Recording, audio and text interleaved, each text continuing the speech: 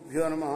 శ్రీ మహాగణాధిపతే నమః. శ్రీ సరస్వతి నమః. భక్తులారా, వ్యాసప్రోక్త భాగవత మహాపురాణం యథాతథంగా చెప్పుకున్నాం. ఇందులో భాగంగా నిన్నటి వరకు 5 స్కందాలు పూర్తి చేసి 6వ స్కందాన్ని 45 భాగాలుగా చెప్పుకున్నాం. 46వ భాగాన్ని ఇప్పుడు మనం చెప్పుకునే ముందు వ్యాసుల వారిని ప్రార్థన చేసుకుందాం.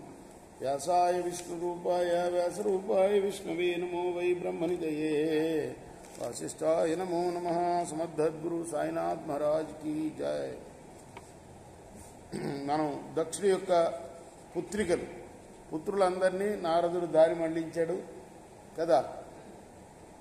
వాళ్ళందరినీ కూడా ప్రవృత్తి మార్గం నుంచి నివృత్తి మార్గానికి మళ్లించాడు. ఇక కూతుర్లకు పుట్టిన బిడ్డలున్నారే దౌహోత్రులు. దౌహోత్రులు అంటే మనవాళ్ళు అన్నమాట. వాళ్ళవి చదువుకుంటున్నాం మనం. ఒక్కొక్క దక్షిణ కూతురు ఒక్కొక్కళ్ళకి ఎవరెవరు పుట్టారు అనే విషయంలో ఉన్నాం మనం.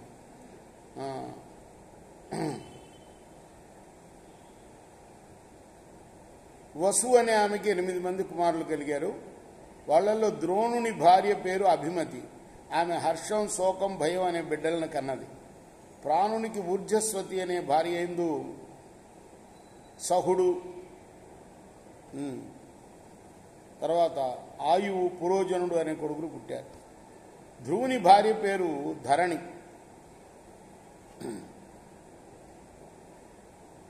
ఆమె నానావిధ పురాల్ని ప్రసవించింది.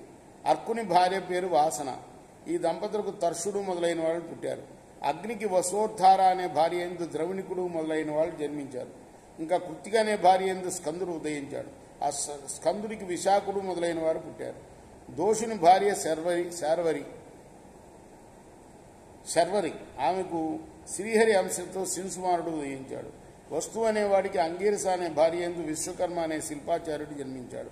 ఆ విశ్వకర్మకు ఆకృతి అనే భార్య యందు చాక్షుష మనువు జన్మించాడు. ఆ మనువుకు విశ్వలు, సాధ్యులు అనేవారు ఉదయించారు.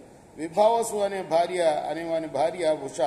ఆ దంపతులకు వ్యుష్టి, రోచి, అతపుడు అనేవారు పుట్టారు. వీరిలో అతపుడికి దినాధిదేవత అయిన పంచయాముడు అనేవాడు ఉదయించాడు. భూతడు అనేవాడు శంకర అంశ గలవాడు. దక్ష ప్రజాపతి కుమార్తెల్లో 2 భూతుడు అనేవాడికి భార్యలయ్యారు. వారిలో స్వరూప అనే ఆమెకు కోట్ల కొలది రుద్రగణాలు పుట్టారు. మరియు రైవతుడు, అజుడు, భౌడు, భీముడు, వాయుడు, ఉగ్రుడు, వృషాకపి, అజేకపాదు, అహిర్భుజుడు, బహురూపుడు, మహంతుడు అనేవారు రుద్ర పారిషదులు. ఇంకనూ అతి భయంకరులైన ప్రేతలు, వినాయకుడు పుట్టారు. దక్షిణ పుత్రికల్లో 2 అంగీరసుడు అనే ప్రజాపతికి భార్యలయ్యారు. వారిలో స్వధ అనే ఆమెకు పితృగణాలు జన్మించారు. సతీ అనే ఆమెకు అథర్వ వేదాభిమని అయిన దేవతలు ఉద్భవించారు. దక్షుని పుత్రికల్లో 2 కృశాశ్వునికి భార్యలయ్యారు. వారిద్దరిలో అర్చి అనే ఆమెకు ధూమ్రకేశుడు అనే పుత్రుడు పుట్టాడు. దిశన అనే ఆమెకు దేవలుడు, వైనుడు, మనువు అనే కుమారుడు పుట్టారు.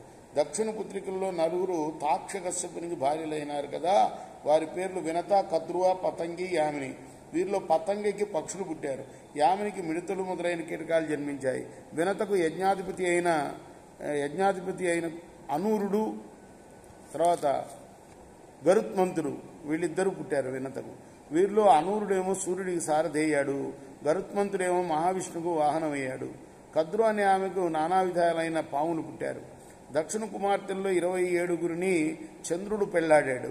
కృతిగా మొదలైన మిగిలిన భార్యలందరూ ఉన్నప్పటికీ రోహిణి అనే ఆమె మీదనే వ్యామోహం కలిగి ఉన్నందువల్ల చంద్రుడు మామగారైన దక్షిణ శాపానికి గురి అయి క్షయరోగగ్రస్తుడయ్యాడు. అందువల్ల అతనికి సంతానం కలగలేదు. మళ్లీ దక్షిణ అనుగ్రహం వల్ల శాపం తొలగి షోడశ కళాపూర్ణుడయ్యాడు. అంతేకాక మిగతా విషయం మనం రేపు కొనసాగిద్దాం. కృష్ణార్పణమస్తు. సాయి కృష్ణార్పణమస్తు. స్వస్తి ప్రజాభ్య పరిపాలయంతాం న్యాయేన మార్గేణ మహిమహీషా గోబ్రాహ్మణేభ్యః శుభమస్తు నిత్యం. లోకాః సమస్తాః సుఖినో భవంతు. కృష్ణార్పణమస్తు. సాయి కృష్ణ.